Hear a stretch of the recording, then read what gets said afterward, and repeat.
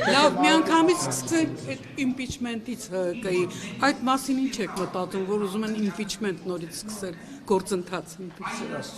Չգիտեմ, չեմ կարող, խոճապի մեջ ենք։ Բայց ասեցի միայն քպական Ես ձեզնից եմ իմացել, բայց պայքար են մտնում ընդդիմադիրները, այսինքն Դավիթ Համբարձումյանը Հեսա ընտրությունները ինչ impeachment, ինչ փողոցային պայքար։ Հանրապետականի impeachment-ի գործընթացը նորից թեժացնում է, պարոն։ Եվ ԿՊ-ի падգամավորների հետ այդ զրույցը։ Գիտեմ, Նարեկ ջան, բայց ընտրություններից առաջ, ընտրություններին 6 ամսից առաջ, եթե ես չեմ սխալվում, օրենքով էլ չի թույլատրել։ Նաև մենք փողոցով եւ Հա, բայց հանրապետականները, չգիտեմ, ասենք 400 հոգի մարդ չունեն, իրանք ընտրություններին մասնակցեն,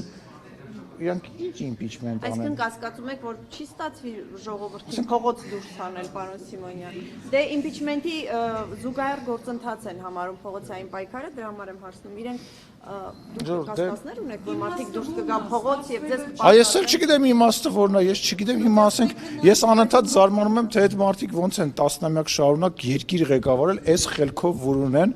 այս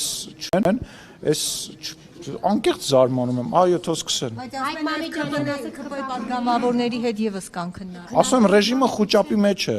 ԿՊ-ի բազմաթիվ падգամավորներ գնացել են, լավ այլ հարցեր, լուրջ հարցեր կան։ Ընտրակեղծիքների մասին, որ արդեն սկսել են ընտրակեղծիք։ Հանրապետականը խոսել է ընտրակեղծիքների մասին։ Հանրապետական կուսակցության ներկայացուցիչը խոսել է ընտրակեղծիքների մասին։ Հանրապետականը, որը ընտրակեղծիքների համար ձեր իշխանության օրոք որևէ մեկը չի դատվել, այդ հանրապետական կուսակցություն, որ ճիշտ պնդում ես անում, որ որևիցե մեկը չի դատվել, բայց ընտրական process-ներ եղել են 2021-ին եւ 2019-ին, եթե չեմ սխալվում, այլ ոչ թե հանրապետականի ժամանակ։ Իսկ այն ժամանակ ինչի հարցը նենց է տալի, ոնց որ ինչ որ մեկի մոտ տենց կասկած կա, հա, քո մոտ կասկած կա, որ միջև ուրենը այլ հարցը կխոսանք հեսա, բայց քո մոտ կասկած կա անձամբ, որ միջև այդ ընտրություններում օգտագործվել է կեղծարարություն եւ ընդհանրապես այդ բան ինչ որ մեկի մոտ կասկած կա։ իշխանություն, որ կաշառքի հետ կապված իմ մոտ կասկածներ չլինեն, պարոն Սիմոնյան։ Ես քեզ առաջարկում եմ քեզ հրավիրես ֆակտորի տաղավար հարցազրույցվեսնես, կարծում եմ հետաքրքիր կլինի։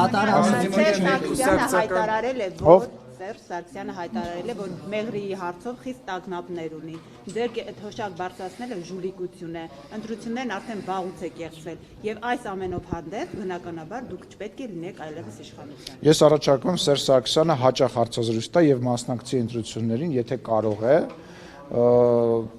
Սերժ Սարգսյանին որպես քաղաքական անցյալ եմ վերաբերվում, Սերժ Սարգսյան քաղաքական գործիչ քաղաքական դաշտում գոյություն չունի, չի կարող ունենալ, այդ մարդը մերժված մնալու է պատմության մեջ, ինքը մերժվածն է։ Ես մերժվածների հետ կապված հիմա абսուրդ բանը, impeachment, Մեղրի, ինչի մասին է խոսում։ Ինչ է ասում Թրիպի մասին։ Մեծ տագնապներ ունեմ եւ մասնավորապես հիշեցնում է ճանապարհի լայնը։ Թող Վալերյան կախմի մեծ տագնապներ։ Պարոն Սիմոնյան, Ռոբերտ Քոչարյանն էլ